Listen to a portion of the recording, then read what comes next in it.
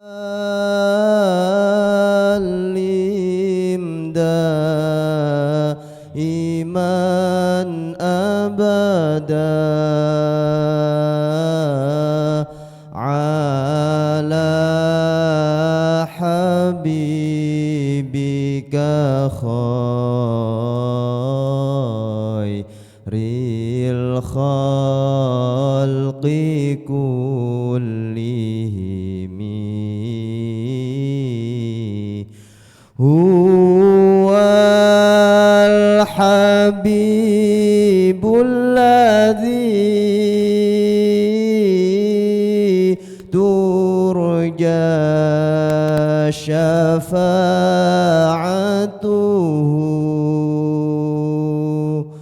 likulli haulim minal ahwali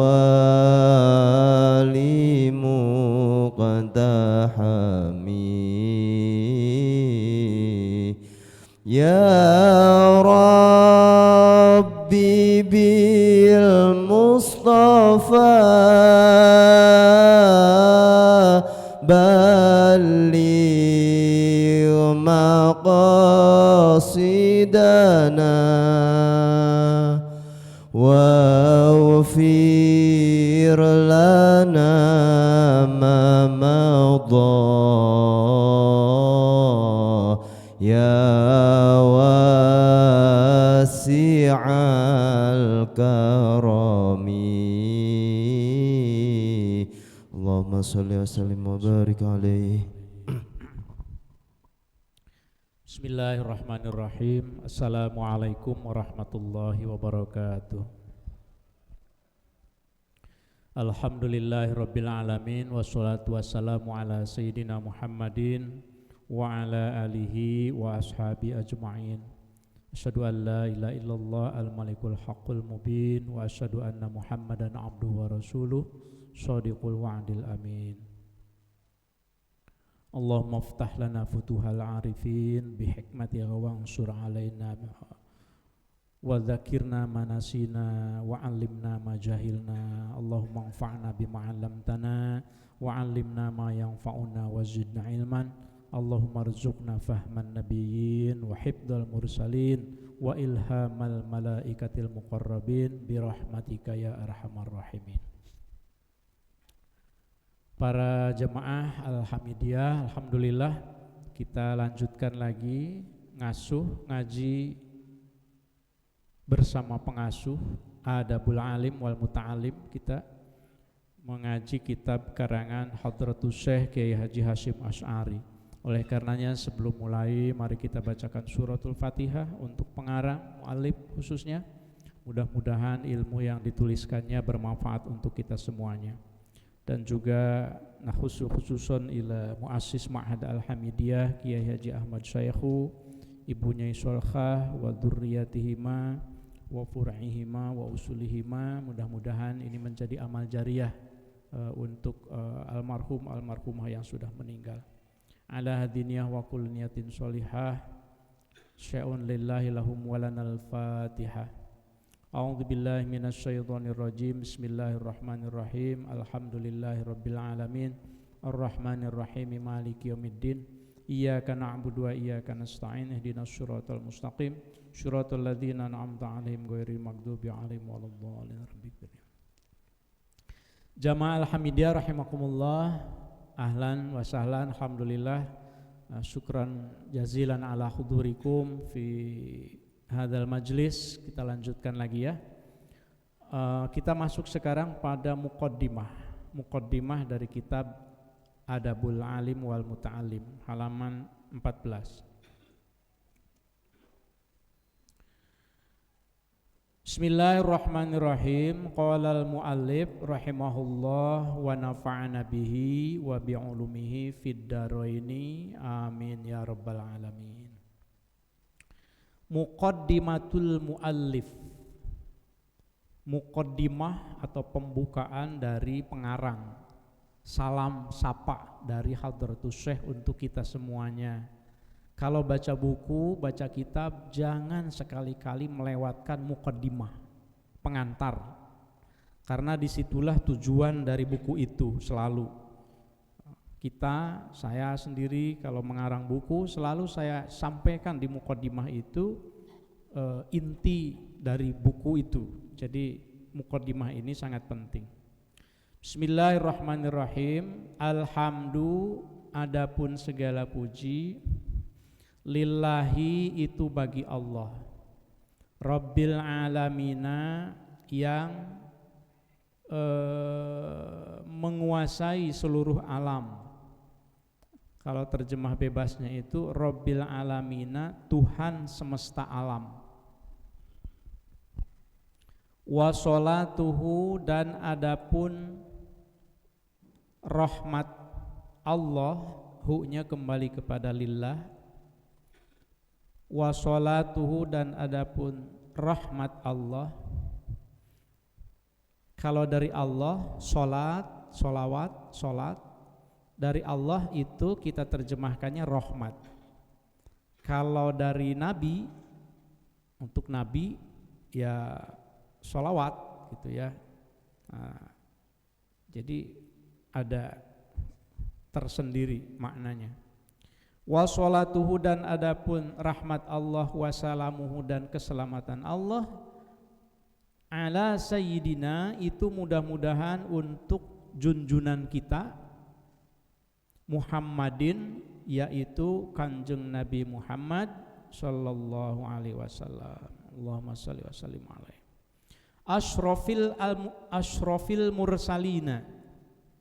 Dari segi bahasa Arab, Muhammadin ini badal dari kata sayyidina, makanya bacanya majrur semua ya, karena ada ala sayyidina Muhammadin.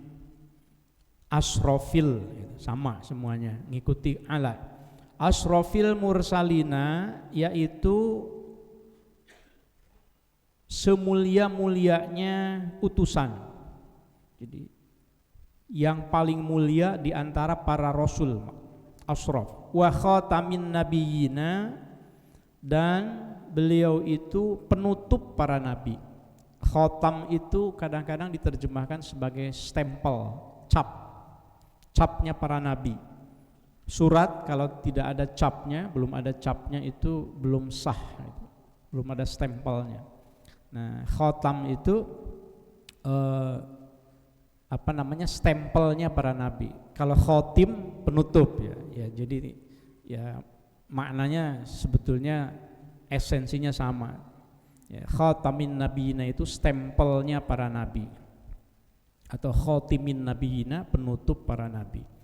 Wa ala alihi, dan mudah-mudahan juga kepada para keluarganya. Maksudnya rahmat dan salam Allah itu mudah-mudahan disampaikan ala alihi, kepada alul bait, jadi keluarga Nabi, at-thayyibina, yang baik semuanya, wa ashabihi, dan kepada para sahabat Nabi, at-thahirina, yang suci, ajma'ina, semuanya. Nanti kalau ibu bapak mengelaborasi ali, apa yang disebut dengan al, keluarga atau ahlul bait, nah itu tentu diskusi tersendiri ya. Sementara kalau kita taunya itu ahlul bait itu ya keluarga Nabi, yang turunannya kemudian kepada para habaib itu. Nah, tapi ada tafsir yang lain sesuai dengan hadis Nabi juga, tentu yang lebih luas dari itu. Amma ba'du, adapun setelah itu, faqad ruwiya, maka sungguh telah diriwayatkan. Kalau qad masuk ke dalam fi'il madi, qad ruwiya. Ruwiya itu kan dari rawa ya. Fi'il madi itu fi'il yang menunjukkan masa lampau, maka artinya itu sungguh. Kalau nanti qadnya masuk ke dalam fi'il mudhari, kadang-kadang, misalnya qad nara taqalluba wajhika. Nara itu kan fi'il mudhari itu. Jadi kadang-kadang, tidak sungguh. Kadang-kadang kami melihat, kata Allah, wahai Muhammad, kadang-kadang aku melihat wajahmu menatap ke langit merindukan untuk kembali menghadap ke Ka'bah, gitu kan konteks ayatnya ya. Qad nara taqalluba wajhika dan seterusnya. Yang ini sungguh telah diriwayatkan an Aisyah, dari Siti Aisyah radhiyallahu anha, semoga Allah meridhoi Siti Aisyah, an Rasulillahi, dari Kanjeng Rasulullah sallallahu alaihi wasallam, qala, bersabda Rasulillah, fa'ilnya kembali ke Rasulillah. Kata Rasul, ini Hadratus Syekh mengutip hadis Nabi ya. Hakul waladi, adapun hak seorang anak, ala walidihi, atas orang tuanya. Saya suka menjelaskan ke santri, kalau ada ala masuk ke dalam satu kalimat, itu artinya kewajiban. Ala hakul waladi, adapun hak seorang anak, ala walidihi, wajib kepada kedua orang tuanya gitu. Jadi ala itu wajib ya. Ayyuhsina, itu memperbaiki itu walid, ismahu, atas nama dari walad. Jangan kebalik ya, domirnya. Ayyuhsina sama-sama huwa soalnya domirnya. Ayyuhsina yaitu memperbaiki atau membaguskan itu walid, orang tua, ismahu, nama itu walad. Wajib sifatnya, ala. Jadi kalau kita ngasih nama anak kita yang buruk, itu kita zalim. Karena ada di dalam hadis, misalnya, wah saya kasih deh anak saya namanya Muhammad Kaslan. Mama anak Kaslan, apa artinya? Pemalas. Keren kan ya, Muhammad Kaslan. Waduh. Ya terdengar bahasa Arab kan gitu. Jadi segala sesuatu yang Arab itu tidak selalu baik gitu. Karena Abu Jahal juga Arab kan ya. Abu Lahab juga Arab gitu. Muhammad Kaslan itu Muhammadnya bagus tapi si pemalas, segera ganti namanya kalau ada nama itu. Atau Abu Syayatin misalnya. Wow. Kan terdengar bahasa Arab kan, cuma ketika diterjemahkan mbahnya setan gitu. Abu Syayatin, naudzubillah. Saya yakin kalau saya tanya siapa nama putranya, putrinya, pasti bagus semuanya. Dan selalu ada inspirasi ya. Selalu ada inspirasi. Wa yuhsina, dan yang kedua harus membaguskan itu walid, kembali lagi domirnya ke walid, mardo'ahu. Nah, mardo' ini tempat susuannya, tempat menyusunya, asiknya gitulah. Jadi mardo' itu asiknya itu walad. 2 tahun kan ya, menyusui ASI yang sehat. Ya, pasti ibu-ibu mengalami semua, bapak-bapak juga bagaimana. Yang sudah punya anak tentu saja. Kalau yang belum, bayangkan saja dulu. Kalau yang sudah mengalami, kualitas ASInya harus diperbaiki. Itu kewajiban kata Rasul. Wa yuhsina, dan memperbaiki itu walid, adabahu, adabnya walad. Gitu. 3 ya. Namanya harus bagus, ASInya harus sehat, kemudian adabnya juga harus baik. Jadi lahir batin sebetulnya ini kitab ini sudah, ya bukan kitab ya, karena memang ini tuntunan Rasul ya. Ajaran Rasul itu sudah lahir batin memperhatikan. Kalau sekarang mau makan bergizi gratis misalnya, bergizi itu. Kalau dulu kan namanya makan siang gratis kan. Mungkin setelah baca hadis ini, wah ternyata harus sehat, harus bergizi, harus yuhsin. Berarti kalau begitu gantilah jadi makan bergizi gratis. Jadi kan lebih enak kedengerannya gitu ya. Alhamdulillah belum kebagian ya. Mau kebagian atau enggak? Nanti wali santri nuntut, oh ini kan udah dikasih makan bergizi gratis, bayar uang makannya dikurangi dong. Wah, pusing lagi nanti Bu Rini. Bu Rini ada nggak Bu Rini? Wa an Ibnu Sirin, dan dari Ibnu Sirin radhiyallahu anhu qala, berkata Ibnu Sirin, kanu ada, ini berkisah nih, kanu ada para sahabat, ini domirnya kembali ke sahabat, kembalikan saja pokoknya. Kanu ada para sahabat itu yata'allamuna, belajar mereka al-huda, petunjuk, kama yata'allamuna, sebagaimana belajar mereka al-ilma, ilmu. Dibedakan antara al-huda dengan al-ilmu. Kalau belajar al-huda, belajar petunjuk, itu outputnya itu adalah orang yang benar.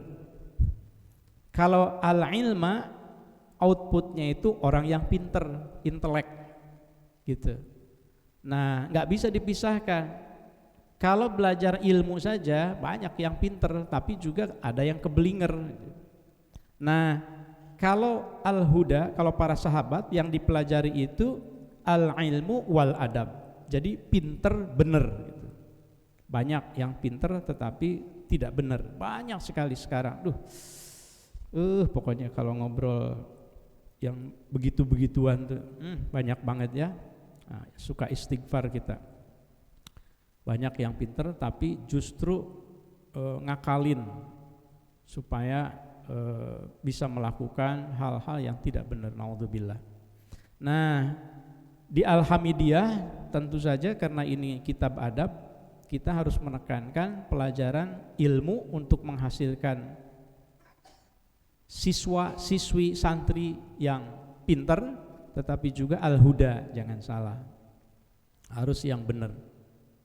Wa anil Hasanil Bisri, dan dari Hasan al-Bisri. Hasan al-Bisri itu golongan tabi'in sekarang, bukan sahabat. Jadi setelah sahabat ya, tabi'in. Beliau wafat tahun 728, abad ke-8, sudah masuk ke era sahabat. Radhiyallahu anhu, qala, berkata Hasan al-Bisri, in kana ar-rajulu, in kana ar-rajulu, ini kalau dari segi bahasa Arab, in itu takhfif dari kata inna sebetulnya. Asalnya itu inna. Ada dalam bahasa Arab itu namanya mukhaffaf ya. Inna yang ditakhfif, yang diringankan.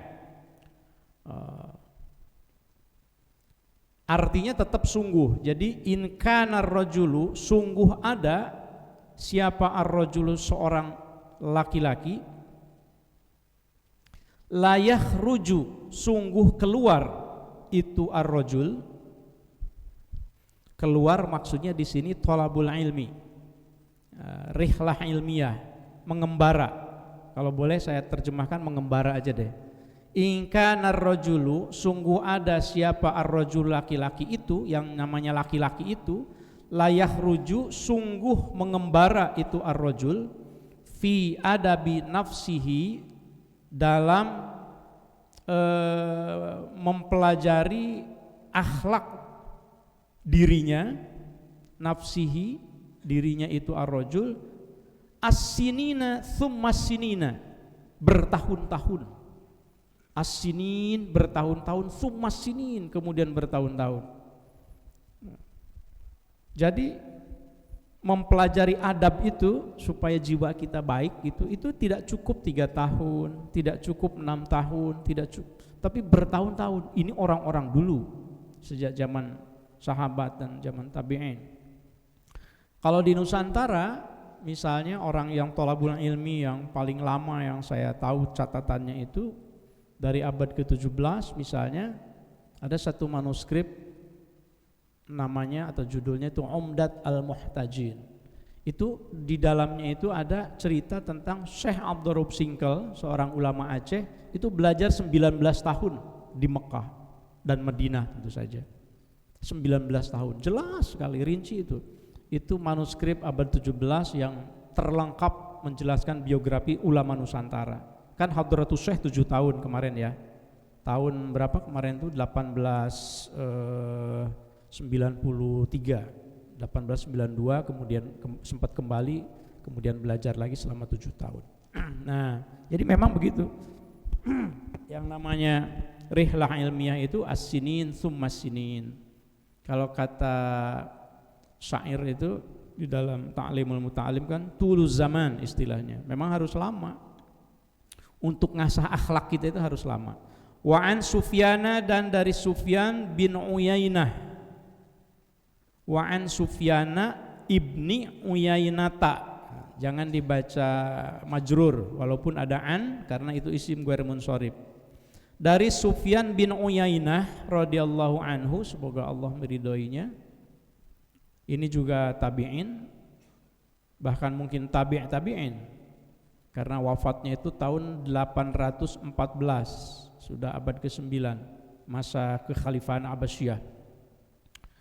Sufyan bin Uyainah berkata, anna Rasulullahi, bahwa Rasulullah sallallahu alaihi wasallam, huwa itu adapun Rasul, al-mizanu itu adalah timbangan, al-akbaru yang paling besar.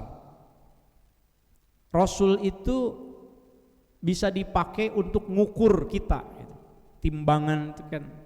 Nah, jadi kalau kita mau mengukur kita ini sudah beradab apa belum ya, nah itu timbangannya itu ya Rasul gitu. Berat memang, tapi ya itu timbangan yang paling besar Rasul.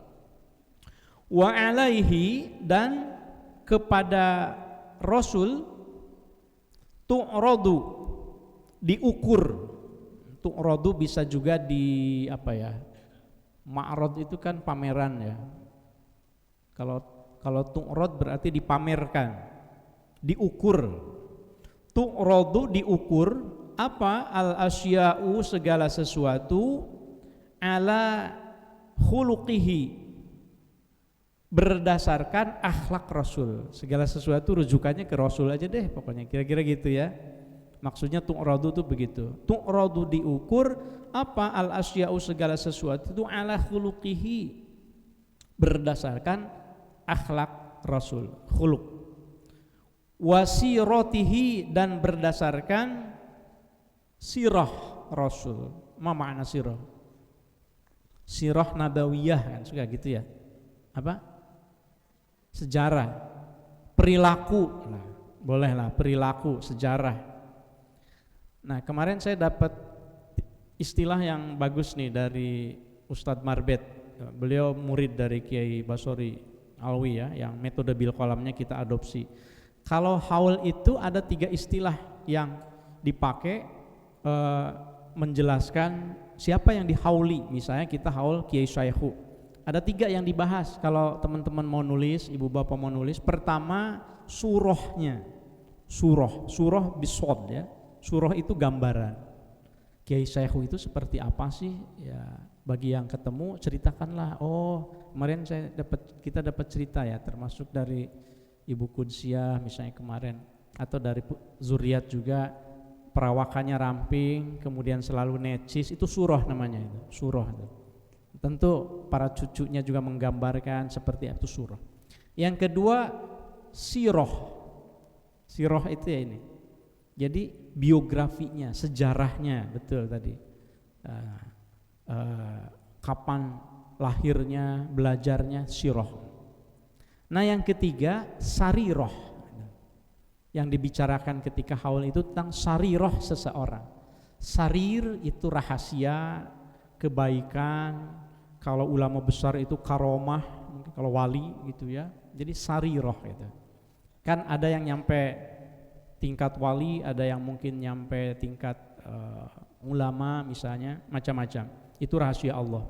Tapi diksinya itu bagus saya kira. Jadi surah bisod, sirah bisin, sarirah bisin juga. Jadi rupa atau gambarannya seseorang tokoh itu, yang kedua itu sejarahnya, yang ketiga itu apa sih kebaikan-kebaikannya, rahasia-rahasianya. Al-Maghfurlah seperti apa misalnya gitu ya, keilmuannya seperti apa, itu selalu. Silahkan kalau mau nulis tokoh, itu bisa jadi panduan tuh, surah, sirah, sarirah. Wahudahu, dan juga petunjuk dari Rasul. Jadi yang jadi sandaran ukuran kita itu pertama akhlak Rasul, khuluqihi wa siratihi, dan sirah Rasul, wahudahu, dan petunjuk Rasul. Sirah Nabawiyah kita tahu dikarang bukunya, kitabnya itu ada. Siapa coba, ada yang tahu pasti. Sirah Nabawiyah yang menjelaskan Nabi ketika mau lahir saja itu dijelaskan di situ, sampai kemudian perjuangannya. Ditulis manuskripnya itu oleh Ibnu Ishaq, kira-kira 80 tahun setelah masa Rasul. Jadi Ibnu Ishaq itu bukan di masa Rasul juga gitu. Lalu disempurnakan oleh Ibnu Hisham. Nah, buku-buku sejarah yang nyampe ke kita di sekolah, di madrasah, di SD, dari Kementerian Agama maupun dari Kementerian Dikdasmen sekarang, itu berdasarkan pada Sirah Nabawiyah. Tidak ada sumber yang lebih tua daripada Sirah Nabawiyah. Padahal Sirah Nabawiyah juga ditulis tadi itu 80 tahun setelah masa Nabi sebetulnya. Tapi karena tidak ada lagi sumber yang lebih tua, ya sudah dipakai. Gitu ya. Jadi kalau ada sumber yang lebih tua boleh dipakai, tapi kalau tidak ada ya pakai saja. Nah, mengapa ini saya singgung sedikit? Karena ibu bapak pasti mendengar diskusi tentang nasab Ba'alawi, ya kan?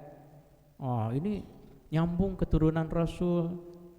Kemudian ada juga yang ternyata putus, misalnya yang penelitiannya Kiai Imad.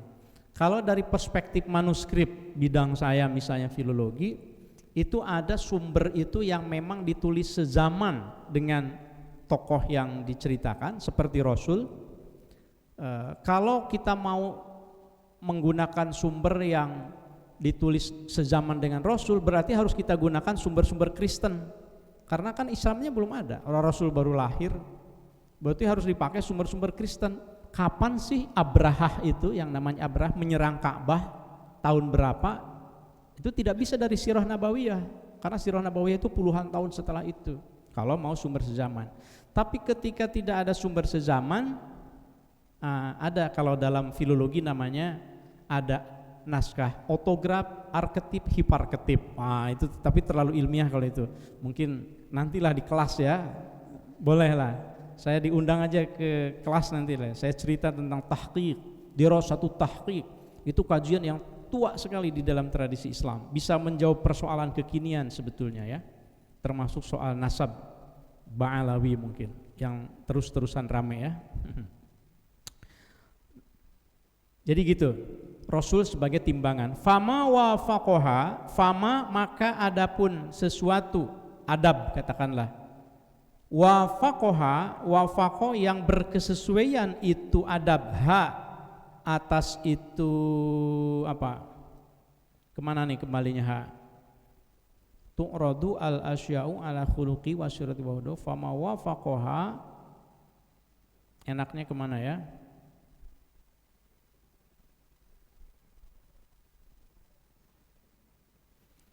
Ya ke al-asya barangkali. Maksudnya segala sesuatu terkait dengan akhlak Rasul, sirah Rasul, petunjuk Rasul. Barang siapa yang wafaqoha, berkesesuaian dengan akhlak Nabi, sirah Nabi, petunjuk Nabi, fahuwa, maka adapun itu al-haqqu, itu adalah kebenaran. Gak usah ragu. Kalau sesuai dengan akhlak Nabi, itu pasti benar. Dia mau nasabnya apa, mau keturunan raja, mau tidak keturunan, kalau itu sesuai dengan Nabi, itu pasti benar, ikuti. Walaupun dia hamba sahaya, ikuti. Tapi wama khalafaha, wama dan adapun akhlak adab khalafa yang menyimpang, itu adab, itu atas itu al-asya, fahuwa maka adapun itu al-batilu, itu batil. Gitu. Walau kana habiban, walaupun misalnya disebut Habib atau Syarif misalnya, tapi ada akhlaknya itu yang tidak berkesesuaian dengan akhlak Nabi, sirah Nabi, petunjuk Nabi, itu batil. Itu aja patokan kita mah gampang ya. Bukan pada nasabnya. Wa an Habib ibni Asy-Syahid, dan dari Habib ibnu Asy-Syahid qala, berkata Habib libnihi kepada putranya itu Habib, ishab, temanilah olehmu, kata Habib dari kata sahabat sohib, ishab, temanilah olehmu al-fuqaha, para ahli agama. Kalau berteman itu pilih-pilih gitu. Bertemanlah kalian al-fuqaha, dengan ahli-ahli agama, ahli fiqih. Wa ta'allam, dan belajarlah engkau minhum, dari itu al-fuqaha, adabahum, adab mereka gitu. Lihat perilakunya, adem deh kalau seandainya kita lihat para ulama Nusantara kalau ketemu kiai-kiai pesantren itu mau saling cium tangan, mau saling tawadhu, saling merendah, itu kan adem ngelihatnya. Ya, bahasa tubuhnya itu bikin kita adem. Nah, itu silahkan ikuti. Fa inna dzalika, karena sesungguhnya hal tersebut, adab-adab dari orang yang baik itu, ahabbu, itu lebih dicintai, ilayya, menurutku, min kasirin, dibanding banyak, minal hadisi, dari hadis gitu. Jadi hadis itu kan perlu penjelasan. Nah, hadis itu perlu praktek. Nah, kalau misalnya kita belum sempat nih belajar hadis, belum sempat menghafal hadisnya karena banyak ribuan sekali hadis, ya sudah, berteman saja dengan para fuqaha, ahli-ahli fiqih, maksudnya ahli-ahli agama, kemudian yang beradab, yang sesuai dengan timbangan Rasul tadi. Kalau yang tidak sesuai ya jangan. Wa qala, dan berkata siapa Ruwaimun Ruwaim radhiyallahu anhu, ya bunayya, wahai anakku, ij'al, jadikan olehmu ilmaka, ilmumu itu milhan, sebagai garam. Jadikan ilmu pengetahuan yang kalian miliki itu sebagai garam. Garam.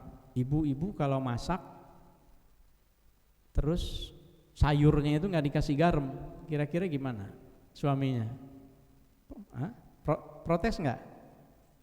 Enggak kali ya, senyum ya, karena suaminya soleh juga gitu.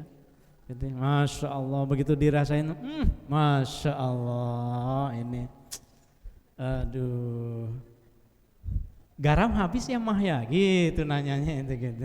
Jadi tidak marah gitu. Boleh ini beli garam besok gitu. Ini nikmat sekali makanannya, masya Allah. Nah, tapi maksudnya ilmu yang sedikit itu jadikanlah sebagai garam. Kalau masakan tidak dikasih garam, biasanya tawar. Ada gitu dikomentari, walaupun halus banget. Nah, kalau ilmu kita yang sedikit jadi garam, mewarnai, gitu, mewarnai orang lain. Ij'al ilmaka milhan.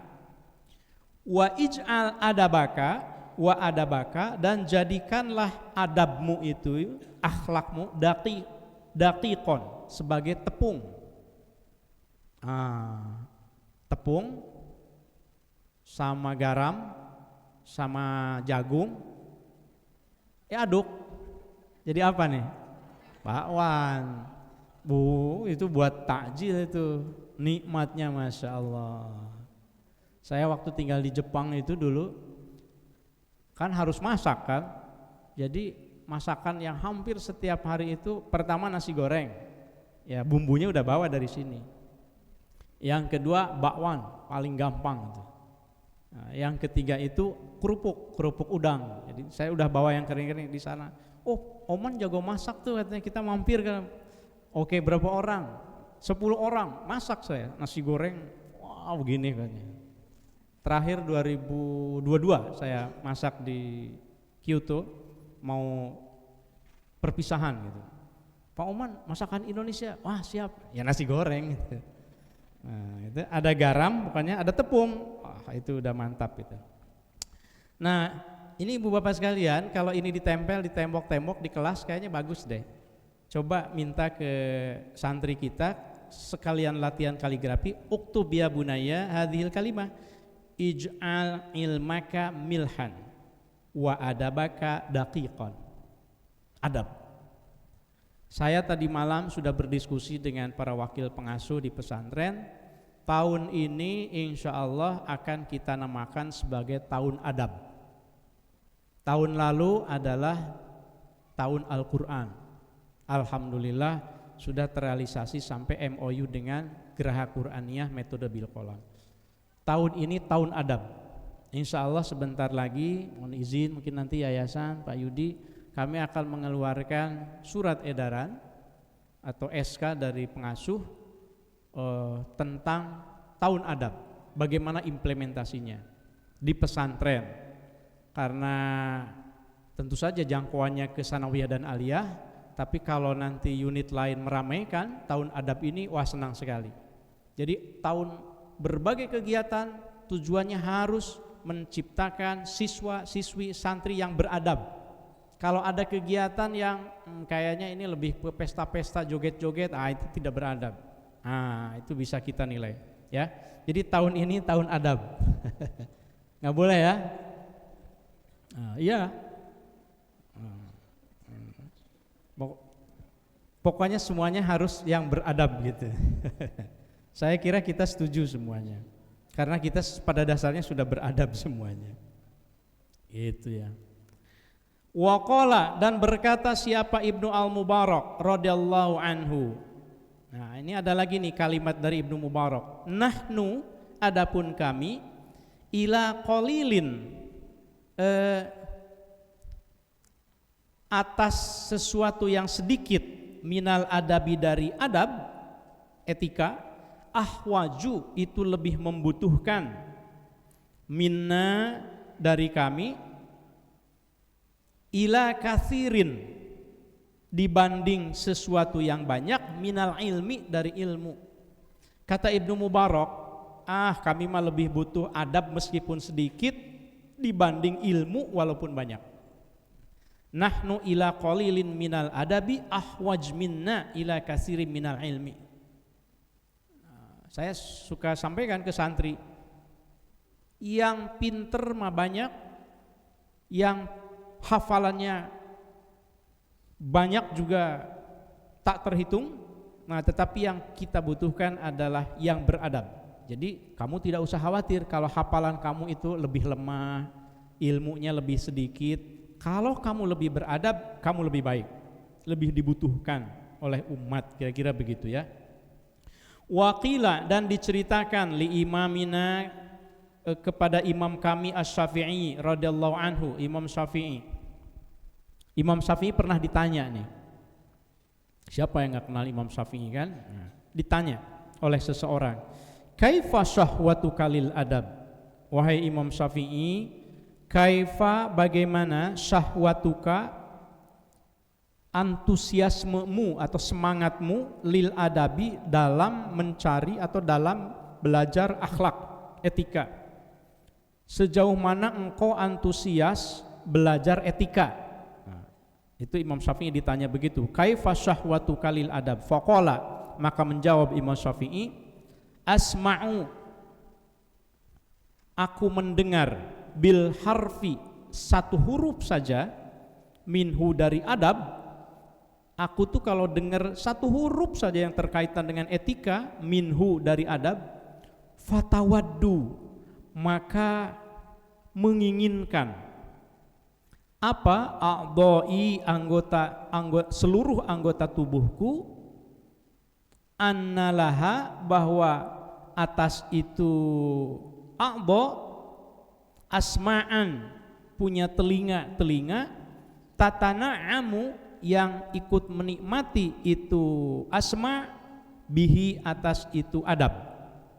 Jadi gini kata Imam Syafi'i ketika ditanya di wawancara, wahai Imam Syafi'i, coba gambarkan bagaimana semangatmu dalam belajar etika. Oh kalau saya itu begini, kalau telinga saya mendengar satu statement saja tentang adab, maka seolah-olah hidungku pengen bisa mendengar, tanganku pengen bisa mendengar, mataku pengen bisa melihat, pengennya sih seluruh anggota tubuhku itu bisa mendengarnya, saking pengennya gitu. Itu gambaran dari Imam Syafi'i bahwa adab itu sedemikian penting gitu. Wakila belum puas jawabannya, ditanya lagi, wakila dan ditanya lagi lahu Imam Syafi'i, kalau begitu wa kaifa talabuka, bagaimana cara mencari engkau lahu atas itu adab? Kalau memang seperti itu gimana cara mencari atau cara belajar etika itu bagaimana? Qala, maka menjawab Imam Syafi'i, tolabal mar'ati. Jadi la'ala shawab ini tulisannya kan tolabul ya. Kalau memperhatikan kalimat keseluruhannya lebih enak dibaca tolabal mar'ati sebagai masdar gitu. Jadi ana atlubu tolabal mar'ati. Jadi saya mencari adab itu seperti mencarinya seorang perempuan al-mudillati yang kehilangan waladaha anaknya itu al-mar'ah. Gini deh, bayangkan ada seorang perempuan kehilangan anaknya, walaisa dan tidak ada lahi bagi itu al-mar'ah ghairuhu selain itu walad. Masalahnya dia anak satu-satunya, lalu dia kehilangan. Ini kemana anak saya? Ya, kok nggak pulang misalnya?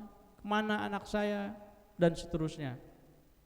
Ya, saya tidak bisa membayangkan karena saya belum ngalamin. Mohon maaf ya, mohon maaf Ibu Ira kan pernah cerita ya. Tuh, nyari adab itu seperti perasaan Ibu Ira, mohon maaf ya nggak apa-apa ya Ibu Ira ya, ketika putrinya belum pulang. Sampai heboh kan gitu. Wajar. Coba siapa yang pernah mengalami juga? Ya, mudah-mudahan jangan. Tapi kalau sudah mengalami, mudah-mudahan ini menjadi lebih bisa dihayati bahwa etika itu betapa pentingnya, itu sama harus dicarinya itu seperti halnya mencarinya seorang perempuan al-mudillah waladaha yang kehilangan anaknya walaisalah ghairuhu, tidak punya anak lagi gitu ya. Waqala dan berkata siapa ba'duhum sebagian dari para sahabat lagi, at-tauhidu, adapun tauhid itu yujibu itu mewajibkan, at-tauhid al-imana iman. Tauhid mengesahkan Allah itu mewajibkan kita beriman. Faman maka adapun orang la imana yang tidak punya keimanan, lahu atas itu tauhid bukan. At-tauhidu yujibul imana, faman la imana lahu la tauhida lahu. Mungkin kepada Allah ya. Ya, saya kira hu-nya kepada Allah saya kira ini. At-tauhidu adapun tauhid mengesahkan Allah, yujibu itu mewajibkan tauhid itu al-imana. Kalau kita mau menauhidkan Allah, mengesahkan Allah kan wajib beriman. Faman maka adapun orang la imana yang tidak beriman lahu kepada Allah, ya la tauhida, tidak ada tauhid lahu bagi Allah, lahu baginya, bagi man. Maaf. Faman la imana lahu dong kepada man ya. Maaf saya keliru. Saya keliru. Ini saya sedang memikirkan Allah. Maaf, saya koreksi. At-tauhidu adapun tauhid yujibu itu mewajibkan tauhid al-iman iman. Faman maka adapun orang la imana yang tidak ada iman lahu pada diri orang, bukan iman kepada. Tadi saya agak confused. Yang tidak beriman, yang tidak ada iman maksudnya lahu atas itu man, la tauhida maka tidak ada tauhid lahu bagi itu man. Wal imanu dan adapun iman yujibu itu mewajibkan asyari'ata syariat. Faman maka adapun orang atau barang siapa juga boleh, la syari'ata yang tidak menjalani syariat, tidak ada syariat, tidak suka sholat, tidak suka puasa, tidak suka zakat, lahu bagi itu man, la imana pasti di dalam dadanya tidak ada iman, lahu bagi itu man. Wala tauhida, dan tidak ada tauhid lahu bagi itu man. Jangan tertipu kalau ada orang yang saya mah sudah ma'rifat sama Allah, nggak perlu sholat, nggak perlu puasa. Itu salah. Kalau tidak ada syariat, tidak ada tauhid, tidak ada iman. Was syariatu, dan adapun syariat itu tujibu, itu mewajibkan syariat al adab, adab, etika. Faman, maka adapun orang la adaba, yang tidak punya adab lahu, itu atas itu man, la syariata, tidak ada syariat juga lahu bagi itu man, bagi itu orang. Wala imana, tidak ada iman lahu baginya. Wala tauhida, dan tidak ada tauhid. Jadi adab itu di ujung. Makanya nanti slogan dari tahun adab itu adalah al adab fauqal ilmi. Tulis tuh, catat besar-besar Ustaz Syifa. Al-adab fauqal ilmi, etika kepada guru, etika kepada ustadz, kepada ustadzah, etika kepada teman, itu lebih penting daripada kamu pintar. Pintar, lulus kemana-mana misalnya, tapi adabnya tidak ada, itu tidak penting. Ya, 5 menit lagi saya akan manfaatkan untuk membaca cepat sampai titik ya. Fahadhihi, maka adapun ini semuanya, kulluha, semuanya yang dijelaskan itu, nususun, adalah teks-teks shorihatun yang jelas. Jangan ragu ya, insya Allah ini sudah teruji ratusan tahun kitabnya. Wa aqwalun, dan ucapan-ucapan muayyadatun yang diperkuat, binuril ilhami, dengan cahaya ilham dari Allah. Tidak sembarangan para sahabat tabi'in itu mengucapkan yang tadi itu. Mufassihatun, muayyadatun, mufassihatun, menjelaskan, dari kata fasohah. Mufassihatun, menjelaskan itu aqwal, bi'uluwi makanatil adabi, tingginya kedudukan etika adab. Musorrihatun, juga menegaskan, bi anna jami'al a'mali, bahwa seluruh amal-amal, ad-diniyati, yang bersifat keagamaan, qalbiyatan, baik itu sifatnya di dalam hati, kanat, ada itu a'mal, au badaniyatan, atau bersifat fisik, qauliyatan, atau bersifat ucapan, au fi'liyatan, atau bersifat pekerjaan, perbuatan, perilaku. Ingat, la yu'tabaru, tidak akan dianggap apa syai'un, sesuatu pun, minha, dari itu al-a'mal, tidak akan dianggap ucapan kita, perbuatan kita, atau amal kita, illa ingkana, kecuali kalau ada itu syai'un mahfufan, itu dipenuhi, mahfuf itu dipenuhi, bil mahasini, dengan kebaikan-kebaikan, al adabiyati, yang sifatnya etika, wal mahamidi, dan kebaikan-kebaikan, as-sifatiyati, yang sifat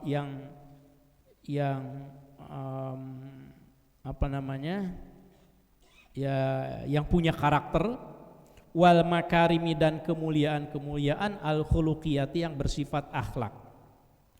Wa bi anna tahalliyatal amali, dan karena sesungguhnya tahalliyah itu menghiasi. Wa bi anna tahalliyatal amal, dan karena sesungguhnya menghiasi amal, bil adabi, dengan etika, ajilan, di dunia, alamatu qabulihi, itu menjadi ciri diterimanya itu amal, ajilan, di akhirat. Kalau ajilan itu di dunia yang cepat, kalau ajilan itu yang nanti di akhirat. Ciri amal seseorang diterima itu adalah kalau ada etikanya.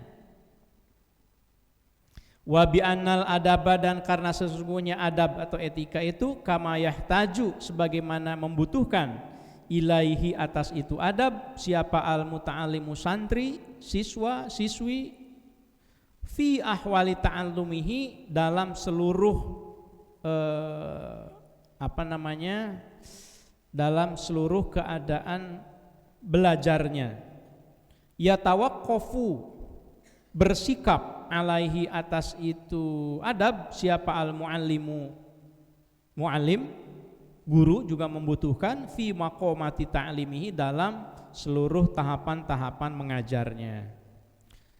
Terakhir, walamma balagot, kata Hadratus Syekh, walamma balagot, dan ketika sudah sampai apa rutbatul adabi, tingkatan adab itu ila hadil martabati, kepada tingkat yang ini, maksudnya kalau berilmu sudah beradab, wakanat, dan kalau sudah ada apa madariku mufassolatihi, tujuan dari rincian itu adab, khofiyatan, itu khofiyah, tersembunyi.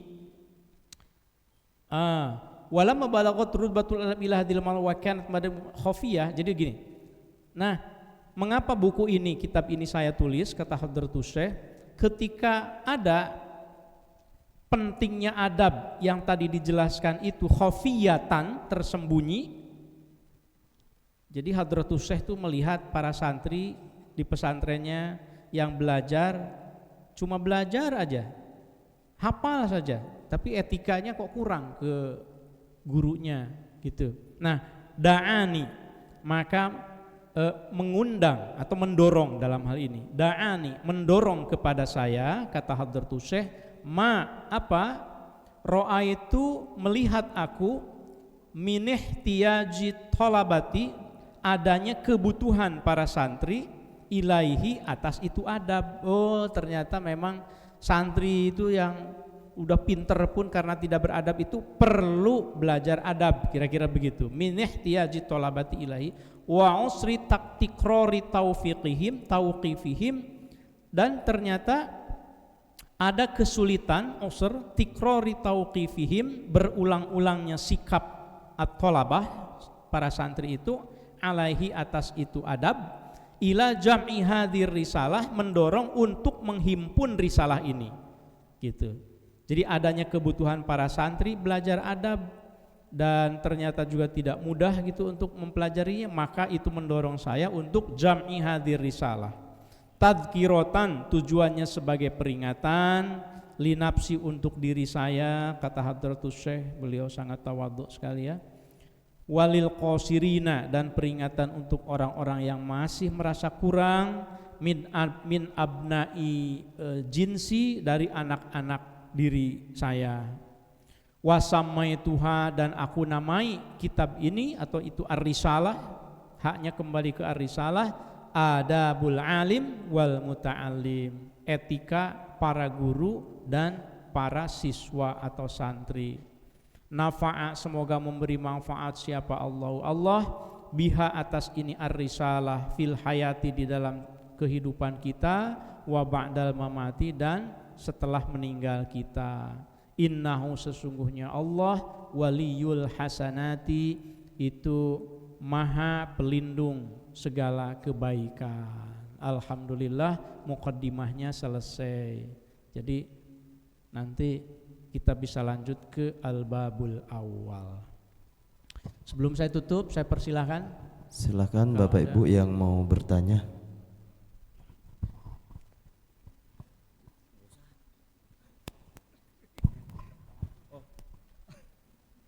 Wah. Assalamualaikum warahmatullahi wabarakatuh. Waalaikumsalam. Langsung saja karena waktu sudah sore. Tingkatan ilmu yang pernah saya pelajari itu ada iman, Islam, ihsan. Nah, pernah saya baca biografinya Habib Salah bin Mahdi, Gus Fuad, juga Jawa Tengah. Dia bertemu dengan gurunya setelah mempelajari semua ilmu, berapa minggu, bulan atau tahun, dia bertemu, kamu ketemu saya, cuma pandangin saya, setelah itu pulang, baru bikin pondok. Adakah ilmu seperti itu, Pak Kiai? Terima kasih. Assalamualaikum warahmatullahi wabarakatuh. Waalaikumsalam warahmatullahi. Iman, Islam, ihsan, betul. Waalaikumsalam. Ya, kalau pertanyaannya apakah ada ilmu di mana seseorang itu belajar, pokoknya liatin saya aja gitu. Ya tentu ada. Ada ilmu yang seperti itu. Kita kalau mendengar, nanti kalau dari kampung saya juga ada cerita Mbah siapa namanya ya,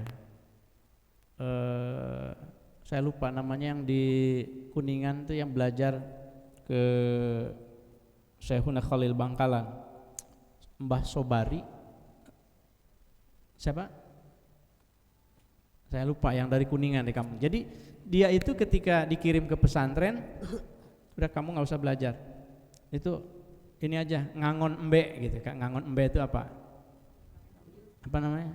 Mengembala, bantu ngembala aja. Bertahun-tahun dia gitu. Mengembala. Tapi perintah kiainya itu mengembala. Ya sudah, patuh saja. Begitu sudah bertahun-tahun dijemput sama orang tuanya, karena harus mimpin pesantren, dia merasa, loh, saya belum ngaji di sini. Bertahun, kamu ngapain aja bertahun-tahun di sini? Ya mengembala. Tapi ketika dipanggil dan diminta untuk mengabdi, untuk takzim, sekarang sudah waktunya pulang. Ya sudah pulang saja. Tapi yang penting minta ridho sama kiainya, sama mbahnya, Kiai Khalil Bangkalan. Ya sudah diberi ridho, ya kamu pulang. Begitu pulang ya sampai sekarang pesantrennya kan masih ada di Kuningan. Jadi ada seperti itu. Tapi itu yang dimaksud al-huda. Hati kita itu ada yang di dalam Al-Quran juga kan ada istilah ilmu laduni ya. Nah, jadi ilmu laduni itu ilmu yang langsung diberikan oleh Allah kepada hati seseorang. Tentu hatinya harus bersih. Aduh, kita udah bersih belum gitu ya. Saya juga harus banyak istighfar. Tapi kita berusaha. Kalau pertanyaannya ada atau tidak, ada. Ya. Adab, berarti adab yang dipentingkan berarti ya. Ihsan. Ada lagi? Dari jemaah sebelah sini. Dari silakan. jamaah putri. Mangga, silakan.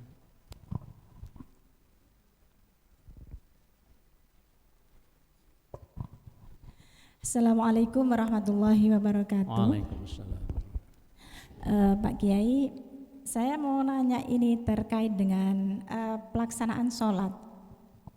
Karena kami kan di SDIT sama anak-anak kecil, jadi untuk menerapkan ini, kalau di hadis itu kata Rasulullah, "Shallu ra'aitumuni kama ra'aitumuni usolli." Nah, dalam pelaksanaannya kalau prakteknya sujud, rukuk gitu kan, kalau rukuk mungkin sama. Nah, sujud itu kalau anak-anak laki-laki masih bisa mengingatkan sama cara sujudnya. Jadi tangannya itu keluar gitu ya. Tapi kalau perempuan bagaimana cara mengingatkannya? Apakah ada hadisnya? Kalau dulu waktu saya kecil itu diingatkan kalau perempuan itu tangannya masuk gitu ya ke dalam perut gitu ya. Nah, kalau di dalam masyarakat luas kalau saya lihat kan ada yang keluar, ada yang masuk gitu. Nah, sebenarnya itu yang benar yang mana atau ada hadisnya? Ya, terima kasih. Assalamualaikum warahmatullahi wabarakatuh. Waalaikumsalam warahmatullahi wabarakatuh. Shollu kama ra'aitumuni usolli. Sholatlah kalian sebagaimana kalian melihat aku sholat. Benar, itu matannya itu benar. Nah, yang menjadi banyak riwayat perbedaan itu siapa yang meriwayatkan hadisnya dan siapa yang melihat Rasul sholat.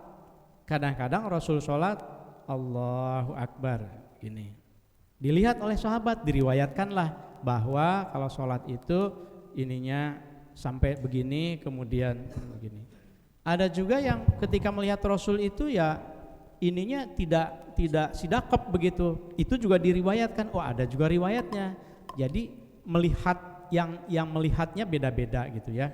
Nah, jadi kalau pertanyaannya mana yang benar, sejauh menyangkut masalah fikih itu umumnya memang banyak riwayat dan khilafiyah. Jadi ada di dalam agama itu kan usuliyah, ada furu'iyah. Kalau usuliyah itu yang pokok, sholatnya itu usuliyah itu.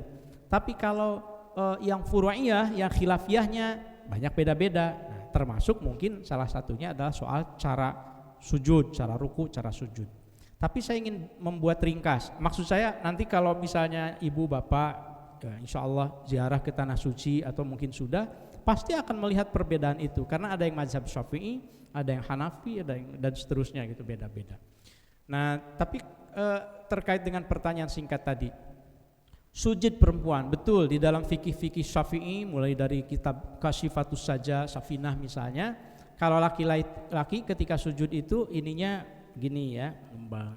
Kalau perempuan itu begini, ininya ini patokannya itu begini. Nah, jadi itu yang diajarkan di dalam kitab begitu ya. Kemudian yang penting sebetulnya itu telapak tangannya itu tidak boleh tertutupi oleh sesuatu yang ikut bergerak. Kan ada anggota tubuh ya, telapak tangan dan ini nih jabhah itu jidat gitu.